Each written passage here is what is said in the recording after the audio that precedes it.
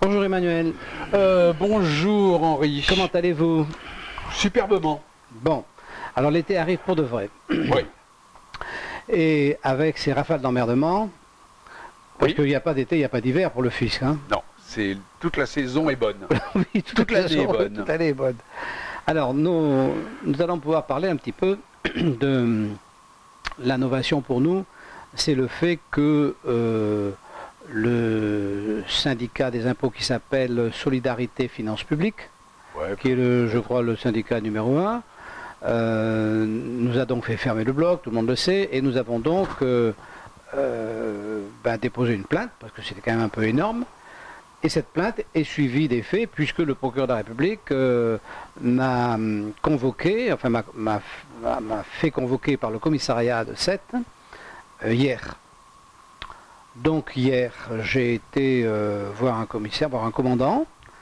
Donc le commandant, c'est un personnage, c'est vous qui m'avez expliqué, qui est donc juste en dessous du commissaire. Donc à 7, il commande à 150 hommes. C'est ça le commissariat de 7, 150 personnes à peu près. Bon, c'est un monsieur qui a été objectivement correct. Pas, vous n'avez pas pris de coup de bottin, rien. Non, Ça se perd, les vieilles méthodes se perdent. Il y avait les menottes à la chaise, on ne bon, les a pas même. mises. Quand même. On ne les a pas mises. Non, non, ça s'est bien passé correctement. Je veux dire, c'est passé correctement. Ce monsieur n'a pas fait ce commandant d'un certain âge n'a pas fait de commentaires particuliers. Il a fait sa mission. Ça a été sobre et bien. Donc notre affaire est lancée. Alors, quand même, ce qui était intéressant, j'étais dans le foyer, si vous voulez, de la traque de la délinquance. Quand même, le commissariat de police, c'est là qu'on traque la délinquance, d'accord? Bien sûr. Donc ça m'a permis d'exposer à ce monsieur, de lui dire, vous vous rendez compte, imaginez, vous avez 150 personnes là. Bon, imaginez que tout d'un coup, ils aient le droit de faire justice eux-mêmes. C'est-à-dire que tout d'un coup, ils sont investis du droit de mettre les gens en prison. Eux. Comment vous allez gérer ça? Il ne m'a pas répondu parce que nous étions, donc c'était très soft, mais je voyais bien qu'effectivement, il avait l'air de se dire que ça allait être compliqué. C'est un exemple qui fait mouche, Henri. Oui, ça pouvait être compliqué. Parce que quand je suis arrivé, il y avait... c'est un commissariat, c'est merveilleux. J'arrive, et puis on est derrière une... Il y a un planton. Il faut sonner. Et puis après, on est derrière une vitre blindée. Il faut sonner parce qu'ils sont enfermés. Hein. Bon. C'est fort à la mot. Et donc, j'arrive derrière la vitre. Et puis, derrière, il y a un planton. Deux jeunes gens en t-shirt de nuit, quoi, en t-shirt blanc, là. Ouais. Et ils lèvent de la fonte, là, des costauds. Puis, personne ne me demande rien. Alors, je reste planté devant les giaphones. Mais je reste planté, quoi, allez... le temps paraît long, mais je laisse planter 4 minutes. Et pendant ce temps-là, ils sont assis, on se croirait à la sécu. Ils papotent, ouais. Ils disent rien. Et puis tout d'un coup, il y en a un qui me dit, on s'occupe de vous. Il me dit, on s'occupe de vous. Ça fait 5 minutes que je suis là. Bien sûr, il ne me regarde pas, il me me regarde pas. Il me demande si on s'occupe de moi, mais c'est en dehors du bon Dieu qui doit s'en occuper toute la journée, bien sûr, comme il se doit. Je ne vois pas qui aurait pu s'occuper de moi là. Bon, donc c'est pour dire, si vous voulez, cette espèce d'ambiance de pouvoir dans un commissariat, quand on arrive dans un endroit où les gens ont un vrai pouvoir sur vous, c'est toujours un peu lourd, quoi. Donc s'il n'y a pas une justice derrière qui limite ce pouvoir, c'est fatalement compliqué.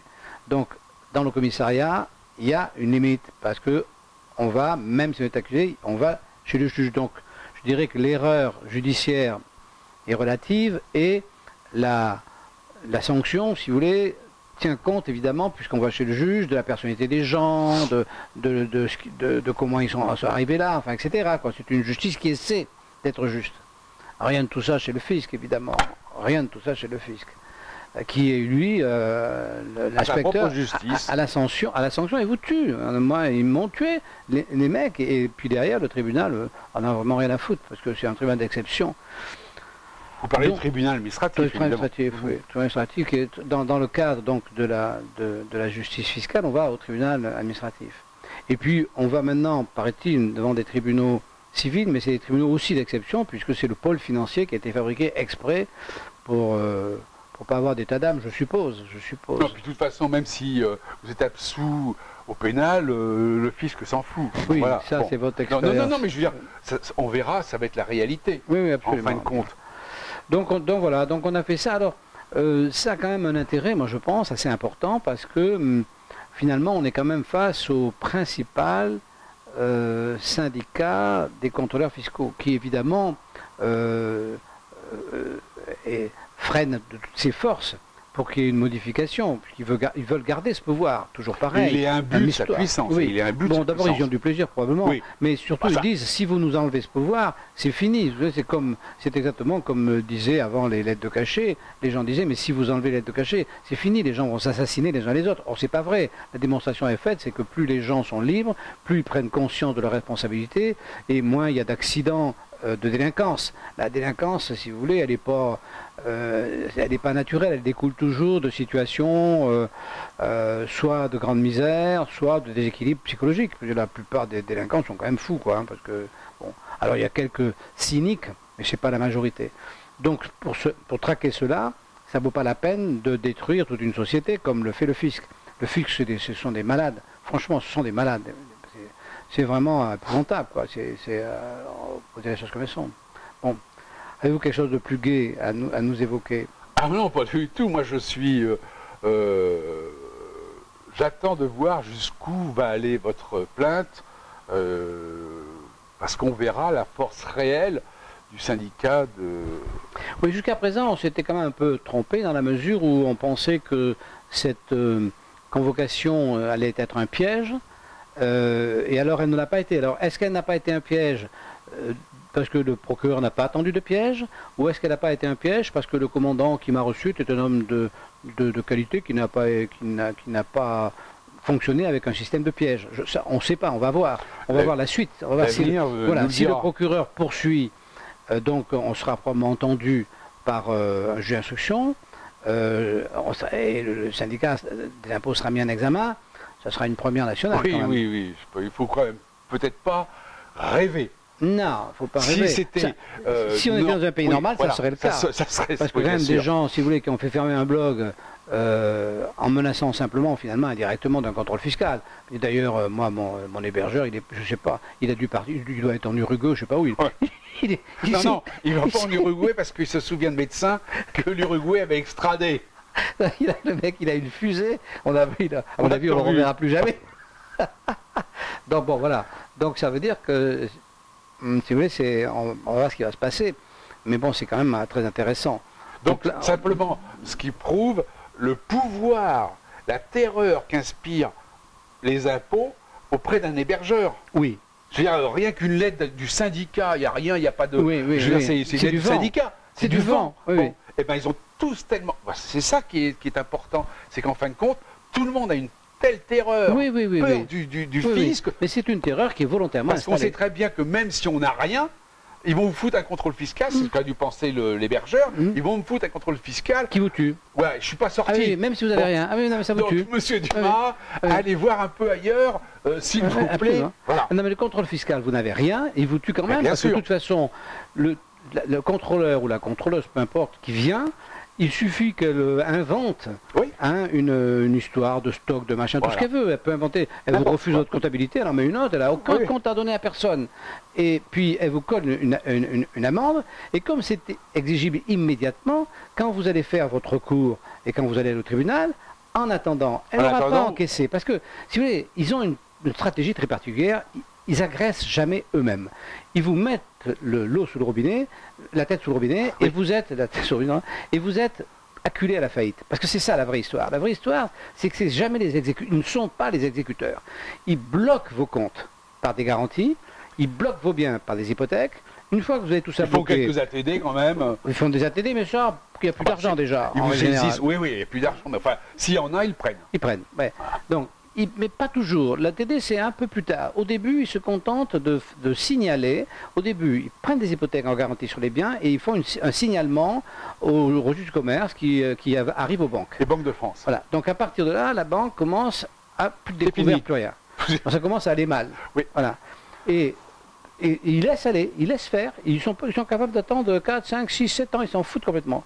Et vous êtes coincé. Et là, à partir de là, plus de crédit, parce que c'est fini là, plus de crédit, plus de découvert, donc vous ne pouvez plus rien faire, vous ne pouvez rien acheter, vous ne pouvez pas démarrer des affaires, et puis à un moment donné, vous écroulez, et là, ils sont prioritaires, leur facture est prioritaire. C'est comme ça que ça se passe. Donc ils ne donnent jamais l'impression, quand quelqu'un se fait redresser, quand il meurt, quand il disparaît, quand son entreprise disparaît, c'est jamais le fisc. Il fait faillite. On dit, bah oui, il a mal géré son entreprise. Vous avez mal géré la locomotive. Moi, je suis un mauvais promoteur architecte. Je suis pas bon. Voilà. Donc, si vous voulez, et en fait, c'est eux qui vous ont tué. C'est vraiment, c'est le sida, quoi. C'est vraiment, vous mourrez d'une note. Vous n'avez plus de moyens de défense. Ils vous enlèvent vos moyens de défense, ils vous enlèvent toute trésorerie, donc c'est vos moyens de défense. Dans l'économie, la trésorerie, c'est essentiel. Ils vous enlèvent la trésorerie, donc plus de moyens de défense, et vous mourrez d'une autre maladie. Et eux font comme si c'était pas eux. Donc c'est pas un cancer, c'est un sida, ces gens. Voilà. Oui, non, sauf que maintenant, pour le sida, il y a des traitements. Oui, mais là, on n'a pas encore... Là, on n'a pas encore trouvé de traitement. Hein. Ouais, on ne sait pas si un jour, il y aura ce qu'on appelle une vraie justice. Oui, mais pour cela, c'est pas un traitement, c'est simplement une rémission qui permet de vivre avec. Oui, bah voilà. Mais ça serait bien qu'on puisse vivre avec le fisc. Déjà ça serait bien. On ne demande pas à les éradiquer complètement. Oui, non, on peut pas. Non, vivre avec, ça serait bien. Ouais, voilà. Donc on est quand même aujourd'hui à un endroit qui est quand même assez intéressant.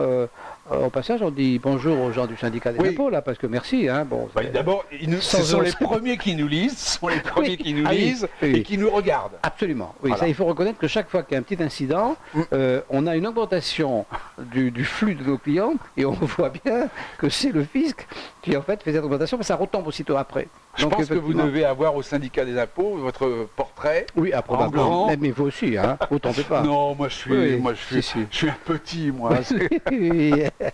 Bon, enfin voilà. Donc notre combat très sérieux continue avec un espoir de se faire entendre un peu mieux pour avoir tout simplement une justice fiscale. Nous, qu'est-ce qu'on veut? C'est une justice fiscale. Eux, qu'est-ce qu'ils veulent? C'est continuer à avoir le pouvoir dans une zone de non-droit qui est à leur avantage. Et nous, qu'est-ce qu'on veut? On veut rééquilibrer les pouvoirs, et on veut que cet équilibre permette d'avoir une explication et éviter les gens qui se trouvent dans notre situation, c'est-à-dire qui sont condamnés pour rien et détruits pour rien. Voilà. Bien, écoutez, c'est très bien comme... Pour terminer. Mais il fallait faire le point parce que je pense que ça vous intéressait. Eh bien, on vous dit à bientôt, c'est bientôt les vacances. On vous dit à bientôt si on est toujours libre. Hein. Oui. Non, il n'y a pas de problème. À bientôt. À bientôt, au revoir.